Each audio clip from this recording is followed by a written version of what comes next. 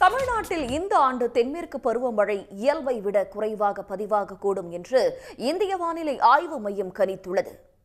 தென்மேற்கு பருவமழை ஆண்டுதோறும் ஜூன் மாதம் தொடங்கி செப்டம்பர் மாதம் வரை 4 மாதங்கள் நீடிக்கும். தென் தமிழ்நாடு, கேரளா மற்றும் வடகிழக்கு மாநிலங்களில் தென்மேற்கு பருவமழை மூலம் அதிக மழை பொழிவு கிடைக்கும். தமிழ்நாட்டை பொறுத்தவரை கன்னியாகுமரி, தேனி, கோவை, நீலகிரி ஆகிய மாவட்டங்கள் மழை பொழிவை பெறுகின்றன. இந்நிலையில் இந்த ஆண்டு நாடு முழுவதும் தென்மேற்கு பருவமழை இயல்பை விட அதிகமாக பெய்யும் என இந்திய வானிலை ஆய்வு மையம் கணித்துள்ளது. குறிப்பாக நாடு முழுவதும் சராசரியாக 87 சென்டிமீட்டர் மழை பதிவாகும் நிலையில் நடப்பாண்டில் 105% வரை பதிவாகக்கூடும் என தெரிவிக்கப்பட்டுள்ளது.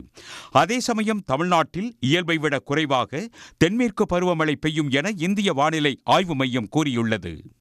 Actually, Tamil Nadu usually don't get any rainfall during southwest monsoon. But last few years it is not so. It was during southwest monsoon also they were getting rain. But this year it is not likely to be. But why it is, I don't know the reason, because it is a global model and ocean and atmosphere coupled model.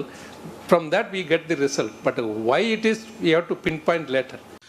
El Nino வெப்பமயமாதல் காரணமாக நடப்பாண்டில் தென் மாநிலங்களில் தென்மேற்கு பருவமழை இயல்பை விட குறைவாக இருக்கும் எனவும் இந்திய வானிலை ஆய்வு மையம் கணித்துள்ளது. உடனுக்குடன் செய்திகளை தெரிந்து கொள்ள சன் நியூஸ் பெல் ஐகானை கிளிக் பண்ணுங்க.